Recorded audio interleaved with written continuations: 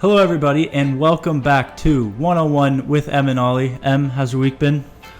Very decent. Get a break from football. It's international football this week.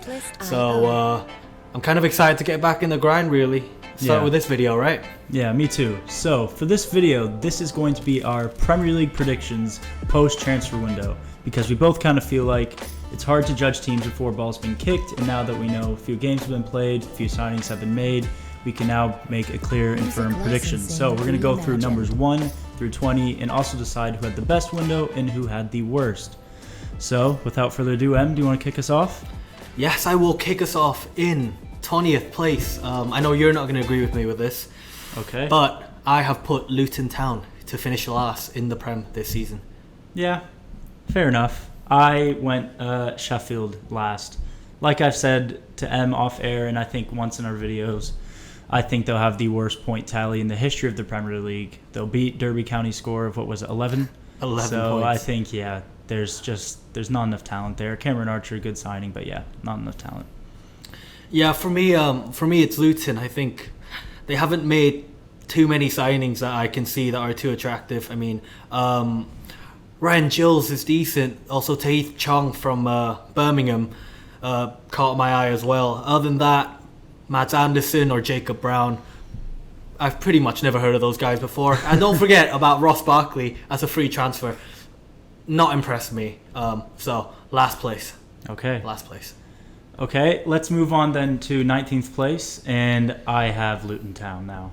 I think they had a decent window for preparing for the future if they do get right back down to the championship, but for now, not enough talent in the team. So remember when I said do not underestimate Sheffield United, because I think they've had recent Premier League experience and all that. Mm-hmm. They're finishing 19th. Yeah, it's not going to be the worst points tally or anything. I don't think it'll be anywhere near that. They'll get 20 blank points, 8 unlike you, right? I think they'll get 8. But Sheffield United for me, 19th place. Mm-hmm. Then we're going to move on to 18th place. Ollie, who have you gone for? I have gone with Fulham. Fulham to get relegated. I do. I think the loss of Mitrovic is so huge. Yes, they managed to hold on to Palhinha on deadline day, but their signings haven't been too inspiring. I mean, Alex Iwobi for $22 million on deadline day is not bad. Calvin Bassey's all right, but no real replacement for Mitrovic because Jimenez isn't going to do the trick. He's not as good as he used to be before the injury. So, yeah, I think they're going to get relegated. Yeah, I think Fulham is coached just a little bit too well to get relegated. They still have some quality in their team. Fair enough. The team that I've tipped to get relegated, and the last team, is Everton, finally. Okay. Finally. The transfers of Beto doesn't really impress me. A loan move for Danjuma was pretty good. I think they're going to need Danjuma this year. Mm-hmm. Everyone's getting hyped over Ashley Young. He's old enough to be my dad, so let's move on, right? 18th place for me, Everton. Okay. So just scraping survival and not getting relegated, I do have Wolves. Who do you have, Em, in 17th? For me, in 17th place, I have gone for Burnley. Vincent Kompany's Burnley. Opening the season off, kicking off with 3 losses, and that's about all they had to show for. It's just not good for me, not good enough. Everyone's putting Burnley a lot higher. James Trafford is still a young goalkeeper. I don't think he's going to be that good just yet. Signing Zanderberg from Sheffield United, pretty good. But yeah, for me, still 17th, but I do have them staying up, and it is the only newly promoted team to stay up this season for me. What about you? So yeah, I put Wolves 17th. I think they've lost so many of their core players that not only got them from the championship into their Premier League status, but also recent players like Adama Traore is gone, Ruben Neves is gone, Jimenez is gone, João Moutinho's gone, Nathan Collins gone. These are all key members of Wolves, and they, just because of financial reasons, they haven't been able to go out and spend a lot of money other than really making Mateus Cunha's transfer permanent. And they also lost Mateus Nunes to City on deadline day as well. So I just think there's enough there to keep them up, but not enough to really do much this season. I agree with you on Wolverhampton Wanderers. That's why I'm going to move on then to 16th place in the Premier League. I've gone for Wolves myself. Yeah. It's not quite as low as 17th. I think they'll be relatively safe from relegation. They've had sparks of really, really good play, really good football being played at times in the first 4 game weeks. So I think that justify a 16th place and home and hose by early May. Okay. Well, I've gone for 16th Burnley. So a bit of a flip-flop between us. Really the same overall. Like Em said earlier on their transfers, they're good. Like there's a lot of good young talent, but they've had, I think, an overhaul of 13 new players in this summer. Lost a lot of their key players that brought them to the Premier League because they're all on loan, like Nathan Tella, like Ian Matson. So I just think it's going to need time to click, and if they do survive, it's a success, and then the company can build on that going forwards. Moving on then to 15th place. Emma, who do you have? In 15th place, I have put AFC Bournemouth. Bournemouth, really? Bournemouth in 15th. I'm pretty sure you probably have them a lot higher. Maybe. A lot of people do. For me, it's always going to be Bournemouth. It's, again, nothing too impressive, but I do rate them a lot higher than Burnley or Wolves this year. Mm-hmm. Bringing in Tyler Adams from Leeds was actually a really good signing. They didn't have any notable departures. I think Ben Pearson was the only one, and he was a mid player at best.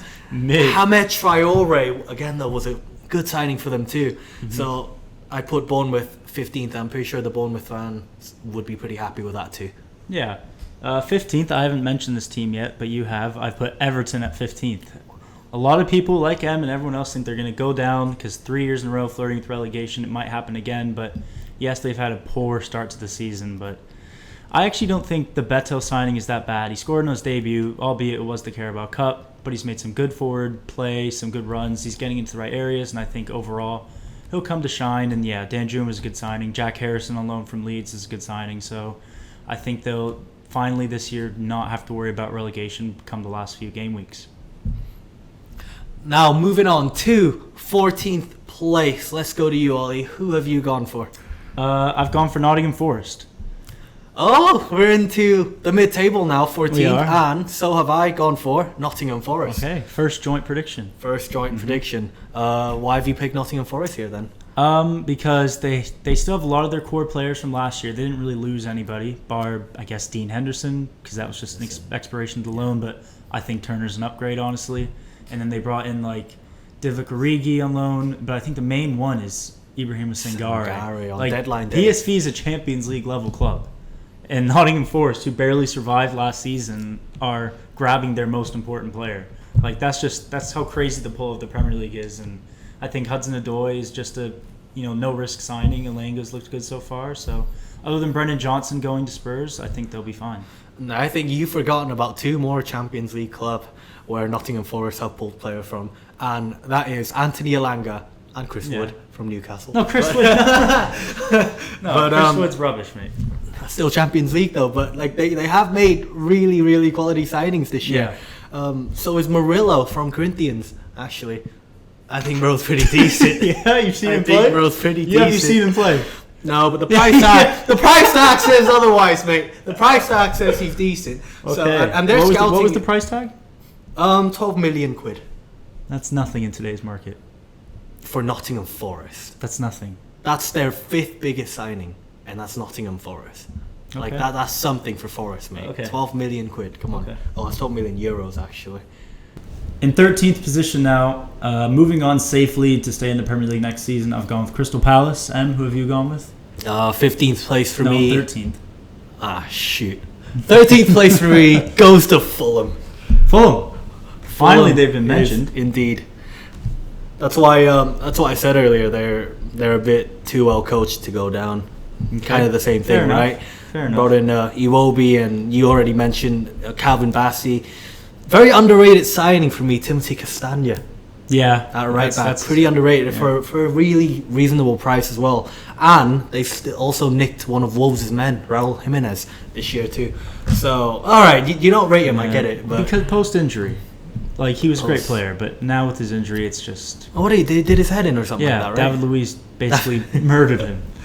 But you did say they did lose Alexander Mitrovic. Mm-hmm. It's about their only big loss that I can see. Yeah, but I don't see anyone else. Shane Duffy? But that's a massive loss. massive loss, but they have brought in quality everywhere else. I think they're gonna be pretty decent. So I have put them at 13th. Well, I've gone for Palace in 13th. They always end up finishing there 12th or 14th every season. So Zaha's a big loss. Probably arguably the greatest player ever. But Mateus Franca is their big money signing from some club in Brazil. I think it's Flamengo or something. Yeah. And hopefully he'll prove to be good. Have you watched him play? No, I haven't watched him play, but I've done some reading, and he seems like a good wonder kid. You've done some reading, right? I've done some reading. He seems. How much was he? I don't watch Brazilian football on my own downtime. I don't know. Yeah. Like 23 million? 20 million. Okay, so right on. Anyways, keeping Elise was big, keeping Eze was big, and Rob Holding, a good. Rob Holding! He's a good. Listen, he's Rob Holding, he's lads. a good, just like solid Premier League level defender. Like you just. No, championship. Okay. Sorry. Rob Holding. All right. Well, that's actually pretty smooth because in 12th place I have indeed gone for Crystal Palace. Yeah. As he said, Mateus Franca, never seen him play, but 20 million euros, probably promising. You've done your readings. I haven't. They've also actually signed Dean Henderson too. Yeah. Would that be big for them? Would he replace Gaeta? Because Gaeta's been giving Crystal Palace a little shit over the summer. Yeah, well, he's gone now. Yeah, he's gone now. It's been Sam Johnston in goal. All right, then. So with that being said, Ollie, who have you put in 12th place? In 12th place, I put Bournemouth, a club you've had a bit lower down on the table. Like you mentioned, Adams is a good signing. Scott is a good young signing. So I think there's a lot of room for optimism for Bournemouth fans this season. So let's move on then to 11th place and just outside the top 10. M, who do you have? For 11th place in the Premier League. Oh, no. I think this team's going through a bit of a transitional season. I don't think their manager is going to stick around for too long. They have made some really good signings, but in 11th place, I've put Newcastle United. What? 11th? 11th place. 11th place for me. Yeah, they're not on form recently. It doesn't look like they're gelling together too well, and Eddie Howe is under a bit of pressure. I don't know how much he could keep up what was going on last season. I'm going to make something pretty clippable here and put Newcastle United at 11th. That is. What about you? That is insanity, mate. What about that? Is insanity. In 11th, I have Brentford, a club. Oh, that's crazy too, isn't it? How's that crazy? Brentford will be better. They finished 9th last year with Ivan Toney. Brentford will be better. They don't have Ivan Toney for half the year. I know. Don't worry about it. They signed Neil Maupay. Yeah, we'll get to that. They don't need Maupay. They've got Visa and Mbama. So yeah, 11th for Brentford. Kevin Schade on permanent's good. Other than that, they haven't had many big money signings. I thought it was Shade. No, it's Schade. Oh, that's quite American of you. Kevin Schade says Schade. Well, I don't know. So yeah, once Tony comes back, they'll be fine, and they'll be fine the whole year, and they'll cause upsets to some of the bigger clubs. But yeah, nothing more than 11th for me. All right, then moving on to 10th place, the top half of the table. Ollie, who have you gone for? I have gone with West Ham United. Now they've had a good start to the summer so far, good start to the season, but I think they'll kind of revert back. I mean, last year they didn't have a great Premier League season. They had a good European season, obviously, with the Conference League, but they made really good signings with the Rice money, and overall I think they're actually a better team now that Declan Rice is gone. Like Kudus, Alvarez, Ward-Prowse, brand new midfield. Overall, the balance of it is better than just Declan Rice. So, yeah, I think 10th place is a good finish for them. In 10th place, then, I've also gone for West Ham United. Okay. And you did mention Kudus, Alvarez, and Ward-Prowse. Mm-hmm. How can you forget about Konstantinos Mavropanos? Yep. Nailed it. Yes. 10th place, West Ham United. Is he from? He's from Greece. Okay, where did they sign him from? Stuttgart. Are you reading that? No. Okay. Where did he play in the Premier League before West Ham? So about Mavropanos, right? Arsenal. He did? Yeah. How many games? I don't know if it was many, but it was back during the end of, I think it was Wenger era and early Emery era, something like that. Oh, okay. Yeah. So it doesn't matter. Mm-hmm. Yeah. But okay. Yeah, I've gone for West Ham in 10th. David Moyes is, in my opinion, a really good mid-table coach. Mm-hmm. Let's make that clear, right? Mm-hmm. Wasn't the best at Man United, but whenever he went to a mid-table team, he's always done well. Like with Everton all those years ago, and now with West Ham. They've had a bit of a rocky season last year. They did win the Conference League, and this year will be a bit of a bounce back. 10th for me was a bit low for West Ham, actually. If I could find space for them, I put them above Newcastle. So, yeah. Okay, then moving on to the top half in 9th place. Who have you gone with? 9th place, I've gone for Brentford. So, in my opinion, they'll stay the same as they did last year, even with the loss of Ivan Toney. So now I've mentioned, right, they've got Visa and Mbeumo still, and I think those players are really quality. In terms of signings, hold on, let me go back to my notes here.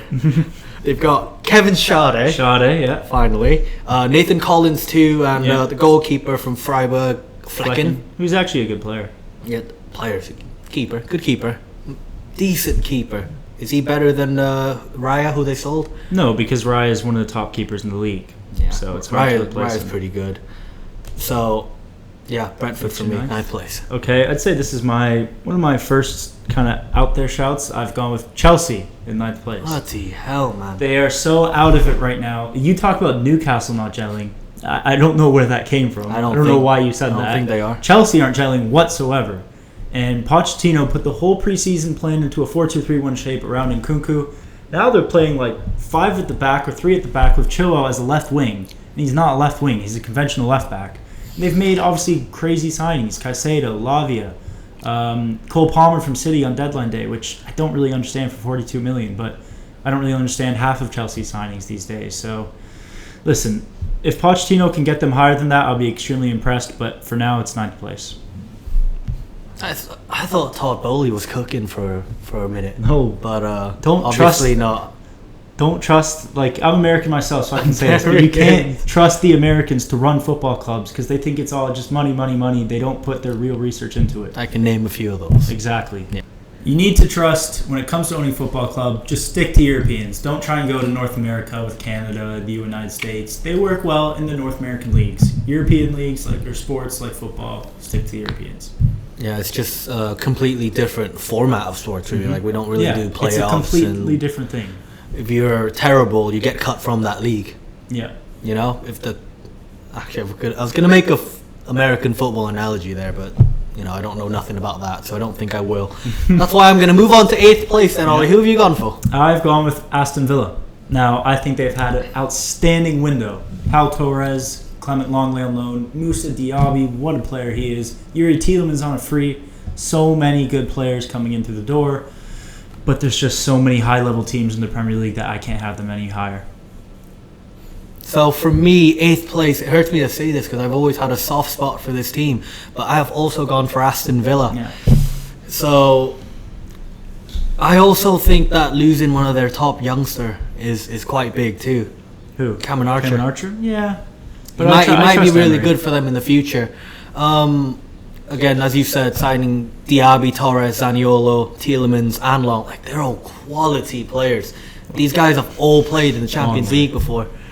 Long ways Well, he has played in the Champions League before. Yeah, Diaby with Tottenham Hotspur. Diaby hasn't. He got a Europa League road to the final card last year. Or was that because he What are you talking about? Why are we talking about FIFA right now, bro? Did they get knocked out of their group?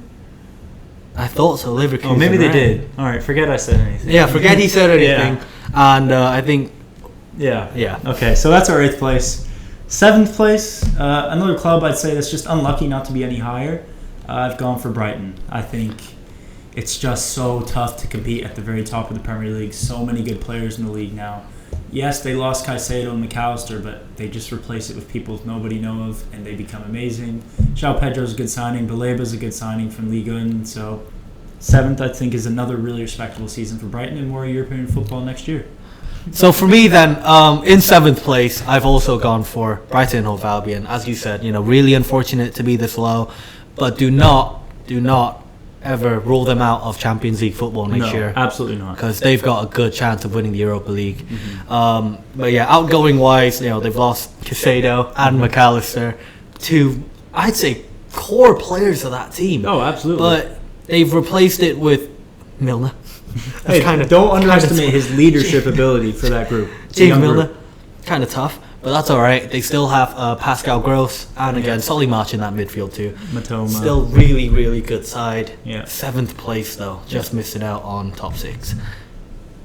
So then number 6, on the table, 6th place. Who have you gone for? First European Europa League spot. Yeah, I have gone with the club you've already mentioned, Newcastle United. I think 11th place is an outrageous 11th shout. place. 11th, not even top half, is ridiculous.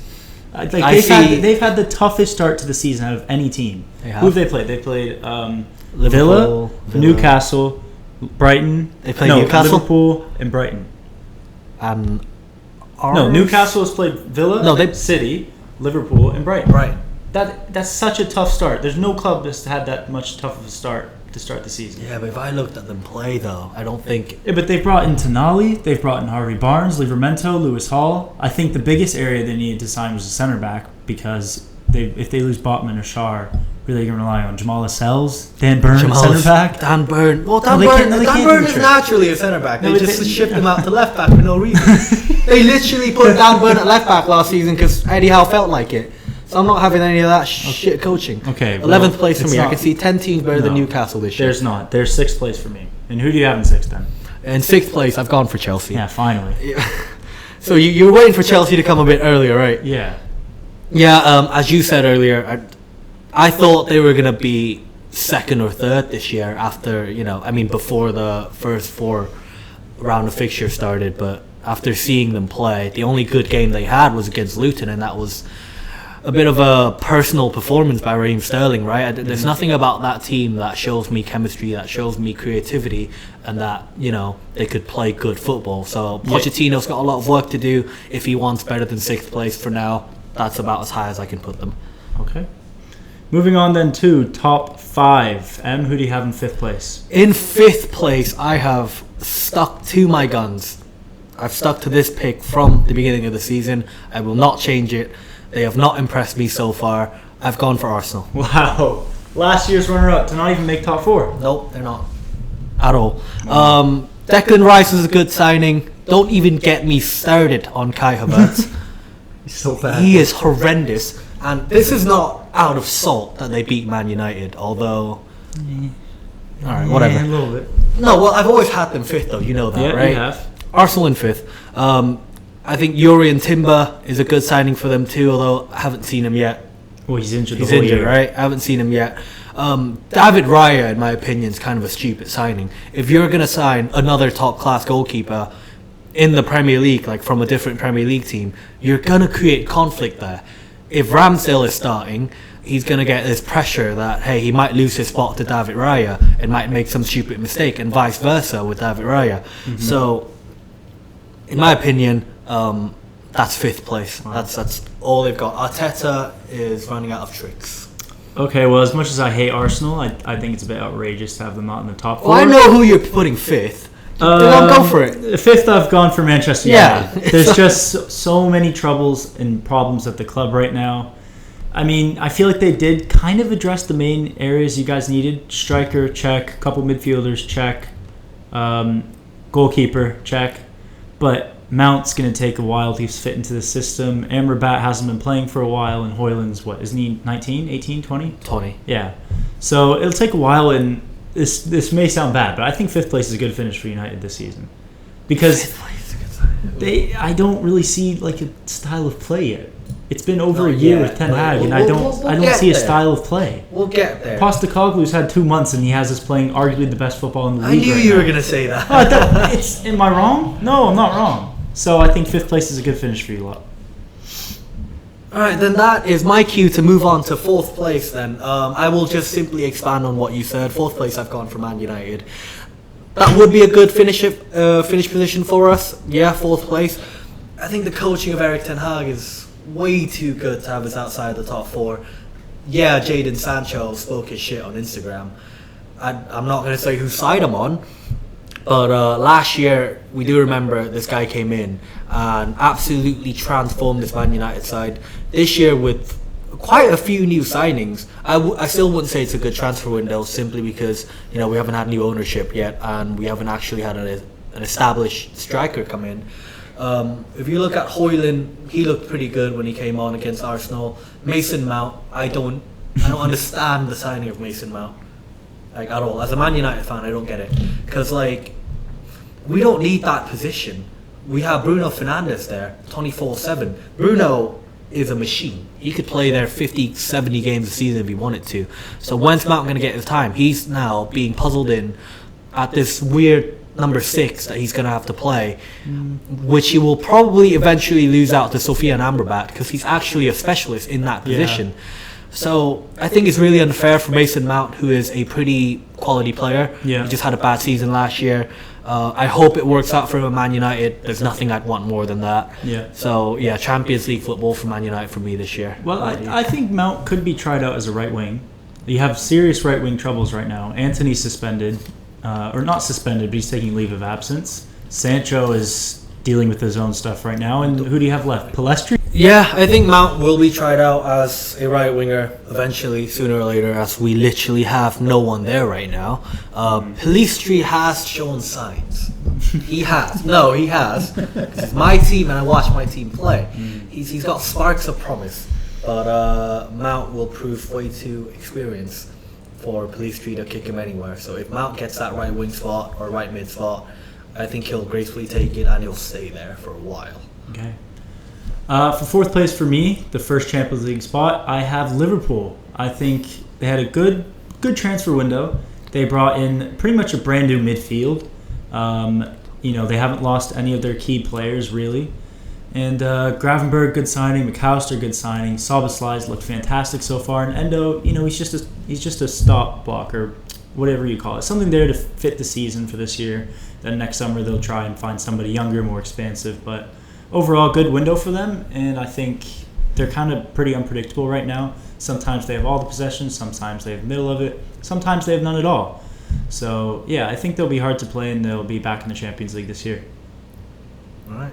Moving on then to top 3. Em, I'll start with you. Who do you have in third place? I think we have the same team at third place, and I'm going to leave all the talking to you. Third in the Prem, I've gone for Tottenham Hotspur. Yeah, me too.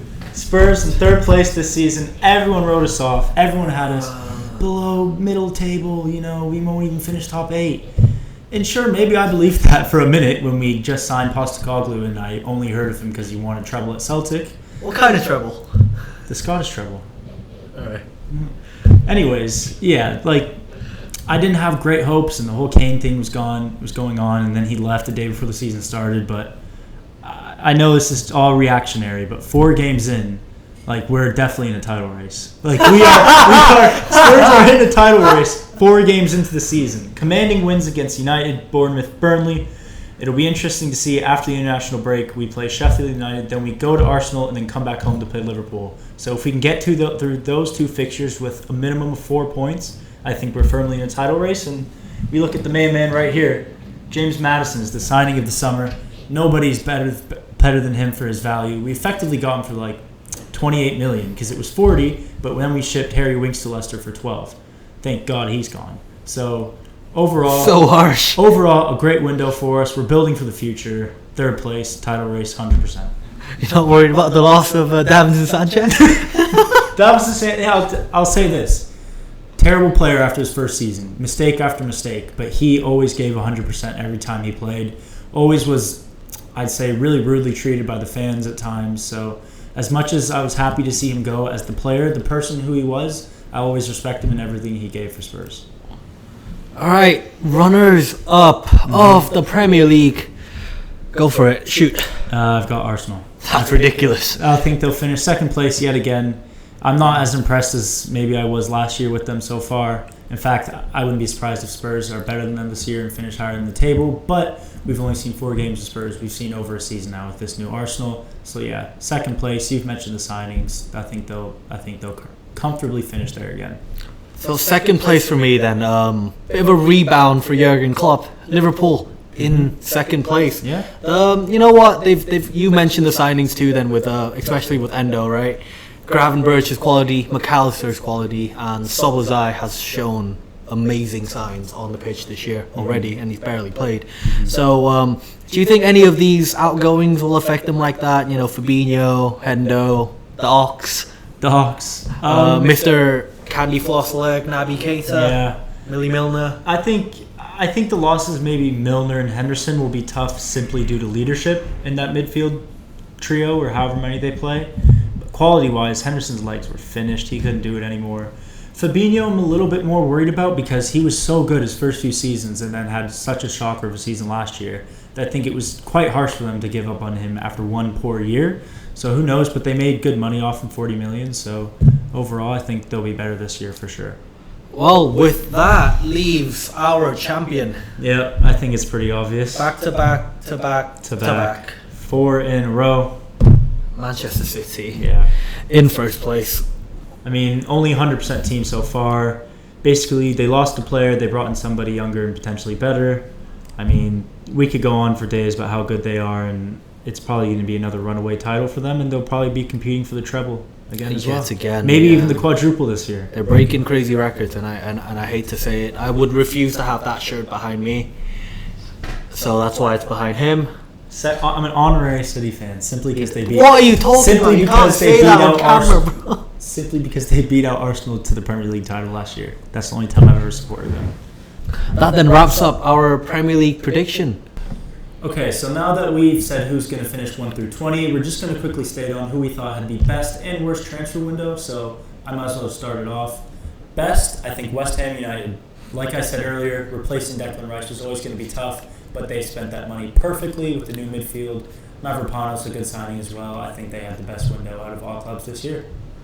My tip for the best transfer window actually goes to Aston Villa. Yeah, they're second for me. There's a lot of quality in there. Mm-hmm. For me, it's a no-brainer. Aston Villa. What about worst, and who have you gone for? Worst, I've gone for Wolves. Like I said earlier in the video, they lost entirely the whole core of their club. We didn't even mention they lost Connor Cody as well. Like, they've lost so many of their star players and barely signed anyone to replace them. So then my worst is kind of controversial, right? They've shifted out a lot of their dead wood, but for me it's just simply not working out, and I just don't think it will work out. My worst transfer window goes to $1 million Chelsea. Chelsea? More like $1 billion. They spent $1 billion Chelsea. $1 billion since Bowley's taken over. But yeah, they've gotten rid of Havertz. Even Mount, you can say it's a bit like, you know, they're not big fans of him anymore. Kovacic, Koulibaly, who was not that good last season, Christian Pulisic, Mendy, simply there to get engagements in America. Edouard Mendy too, Loftus-Cheek. You know, they've gotten rid of some pretty high-end deadwood. Mm-hmm. But then again, their ingoings hasn't impressed me. I don't know about Nkunku though. I've barely seen him play. Yeah, it's hard to judge him. But other than that, it's just not working out. So for me, the worst transfer window, simply because of the price tag. They've spent €500 million this transfer window.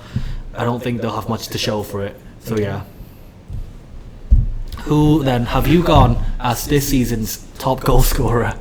I think if any of us put someone else here, we'll get clipped up and ripped to shreds. It's Erling Haaland. I've gone for Cameron Archer. No. I've gone for Erling Haaland as well. He's going to score about 35 goals, 10 more than anyone else, as always. Yeah. And we'll move on then to a bit more interesting then. Most clean sheets. Who have you gone for? Man City. Edison. Man City. Their defense is just so strong. Gvardiol's a great signing. I think they could challenge Chelsea for the least amount of goals conceded in a whole season.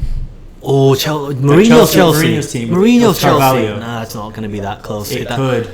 That team was locked down. That team was like March 2020. That was COVID. Yeah. You can't penetrate that team whatsoever. Think of the defenders they have. Ruben Dias, arguably the best in the world. John Stones, England's best centre back by far. Gvardiol, the best up-and-coming centre back in the world. Then you've got Ake, you've got Akanji. Like, so many good players in that City back line. Don't forget about John Stones, yeah? I said John Stones. Oh, you did say John Stones. And then they've got Walker on the right. They've got Rico Lewis up-and-coming. Yeah, they'll be the best defense by far. So let's move on then to most assists, the Playmaker Award. M, who have you gone with? My Playmaker Award was an absolute no-brainer. The player who's created the most chances in the Premier League in the past 2 years, Bruno Fernandes. He is going to end up with about 25 assists this season. That's never been done before. I know. Don't worry about it. You also said you're not going to challenge for the title, so I'm allowed to say Bruno's getting 25 assists. As I said before, the guy just doesn't get injured at all. Like, Bruno is a bit of a machine, right? That's why, with consistency, he's going to play all 38 games, 37 if you mention probably 1 or 2 suspensions that he's going to get from some, bull crap. Well, he's a whiner, so. Yeah, yellow cards. So yeah, he's going to end up getting 25 assists with that crazy amount of chances that you create. Bruno Fernandes for me. Who have you gone for? Okay, I've also gone for a player that plays for our respective clubs. I've gone for James Maddison. He's such a good playmaker. This could sound crazy, but the Maddison-Son combination is pretty equal to Haaland De Bruyne. Like, De Bruyne's out for the whole year, so Haaland may not have as much service. But Maddison and Son, now that Son plays through the middle as the number 9, is going to be, like, I'm telling you right now, it's going to be such a deadly combination. Maddison's going to keep racking up assists, goals as well. I think he'll finish on probably 18 or 19 assists, take the Playmaker award, and also the Premier Not League quite trophy. 25 though, isn't it? Well, no one's ever done that. It's about to be done by Bruno. Whatever. Alright, then next up we have the Manager of the Year award. I'm pretty sure I know who you're going to go for. Yeah, I've gone for no surprises here, Ange Postecoglou.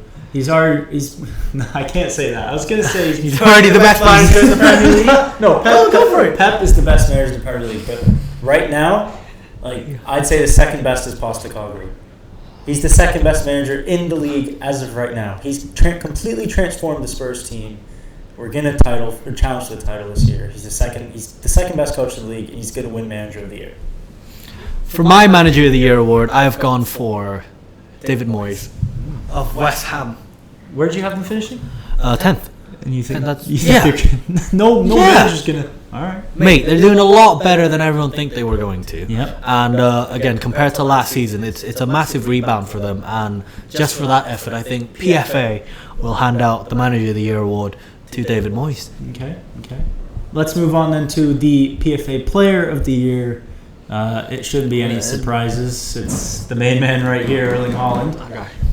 He won it last year. He's going to win it again for probably the next 5 or so years. As long as he and Pep Guardiola, as long as himself and Guardiola are in Man City, he's going to win it. So I guess the final one to talk about. Rashford. So I guess the final one to talk about is the Young Player of the Year. M, let me hear what you have to say. For the Young Player of the Year award, I've gone for a player who started off the season really, really well. In absence of Kevin De Bruyne, it is going to be Phil Foden for me. Yeah, it's a good shout. I love Foden as a player, and I think he'll be up there. For mine, I guess I'm really going a bit Spurs heavy on this prediction video, but I back my team. I back the boys to fulfill all my promises I'm making right now, and if it doesn't happen, I'll stand and own up to it. But I'm going Destiny Udogie as the Young Player of the Year. He's 20 years old and is arguably a top 3 left back in the league already. His physicality is unmatched for people in his position. His ball carrying ability is insane. He fits the Postecoglou system perfectly, and he's like I just mentioned, he's 20 years old, and I wouldn't be surprised 3-4 years from now you see Real Madrid or Man City come after him. That's how good he is. You think Real Madrid and Man City is going to come after Destiny Udogie? In 4 or 5 years, 100%. With that being said, 100%. It's time for us to wrap up our 2023-2024 Premier League season prediction video post-transfer window. That is the important part. Do not forget then, as always, to leave a like, share the video to everyone you know and your dog. Leave a comment and obviously subscribe to our channel. Turn your notification on so that you know every time we upload. Anything else to say? I think I've said everything. You've said way too much this video. You've said way too much. So yeah, we will see you lot for the Game Week 5 Premier League preview show coming out on Friday. Peace.